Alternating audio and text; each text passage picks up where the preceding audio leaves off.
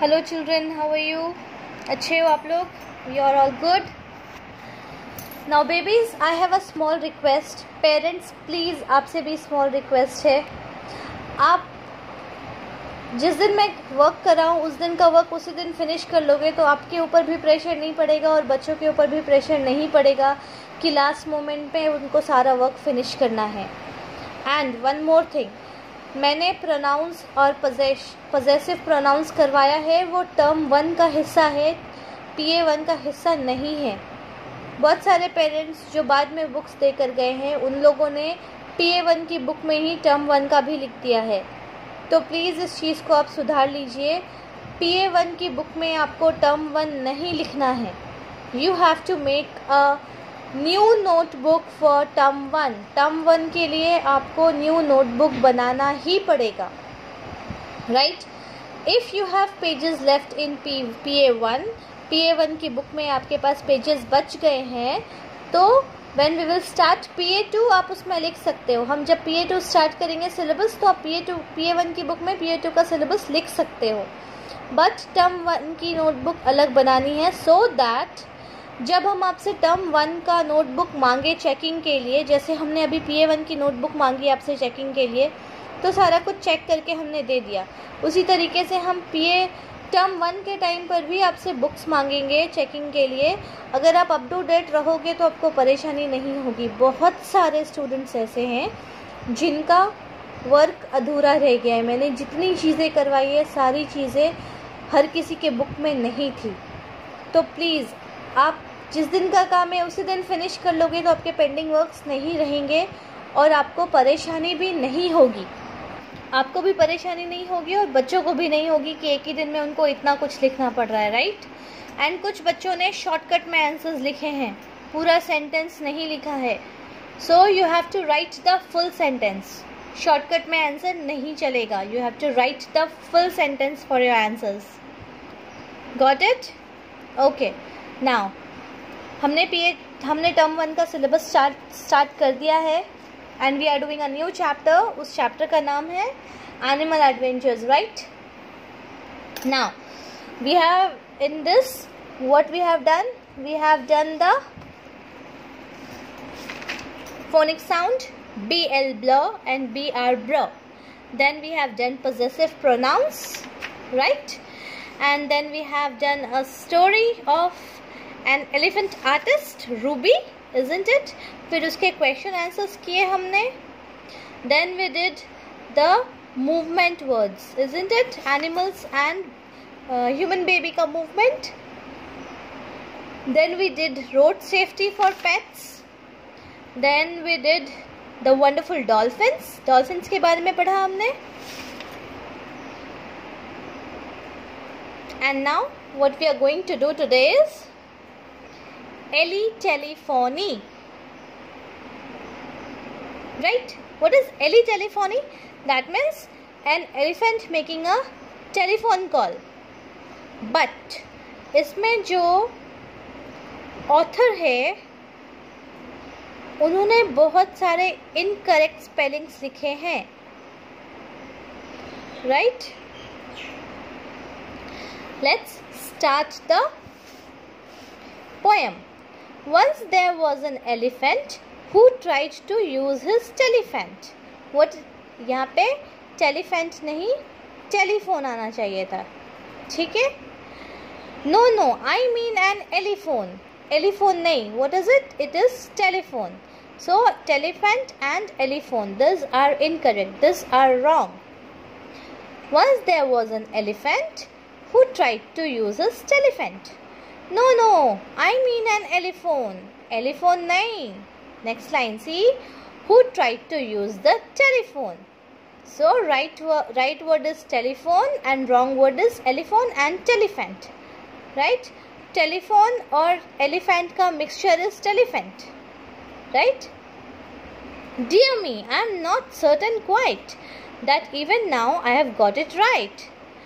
फिर वो ऑथर सोच रहे हैं, ओ पुअर मी, ओ डियर मी, बेचारा मैं, मुझे अभी तक समझ में नहीं आया मैंने अभी भी सही बोला है या नहीं, right? Dear me, I am not certain quite that even now I have got it right.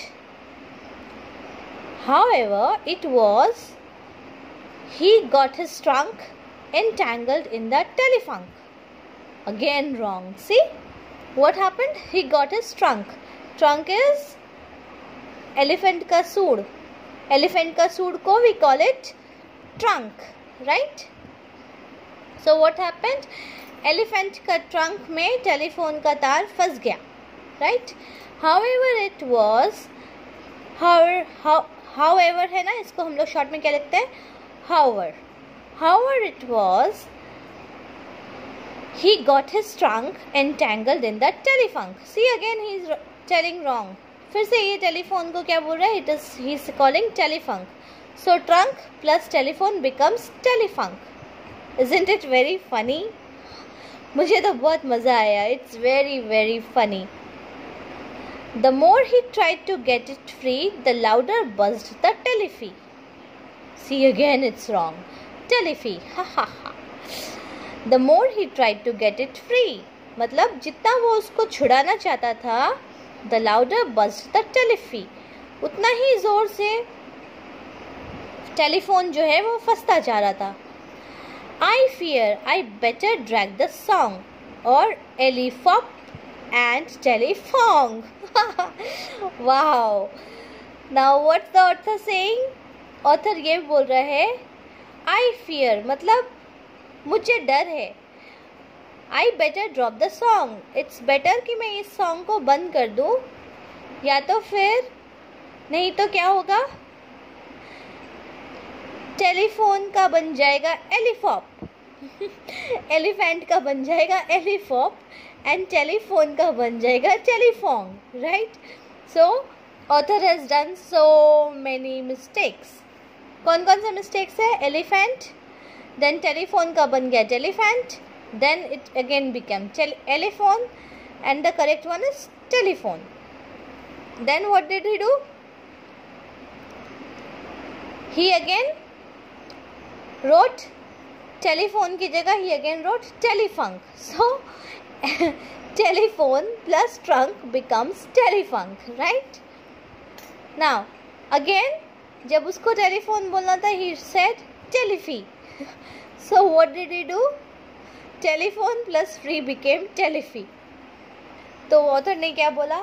It's better कि मैं ये पोएम को यहीं पे छोड़ दूँ, नहीं तो मैं गलतियाँ ही करता रहूँगा. Right? Okay.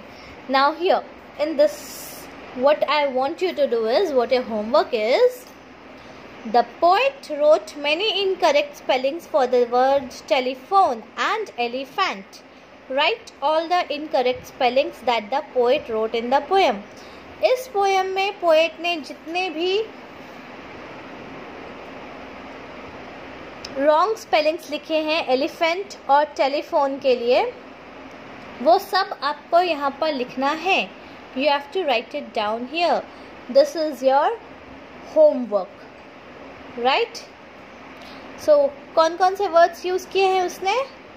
Elephant की जगह it's telephant,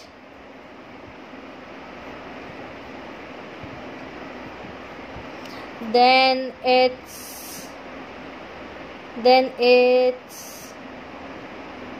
telephunk,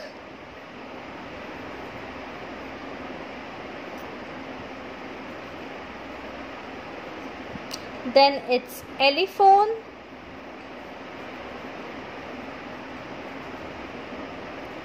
and what else? Then we have telephone,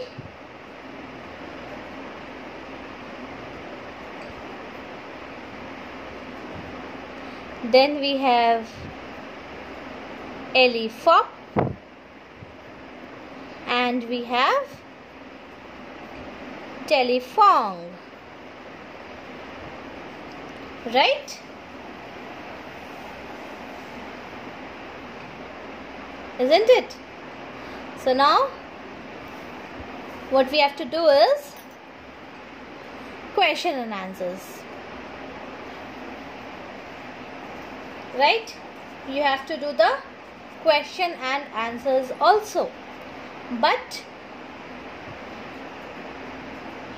we will do it in the next class.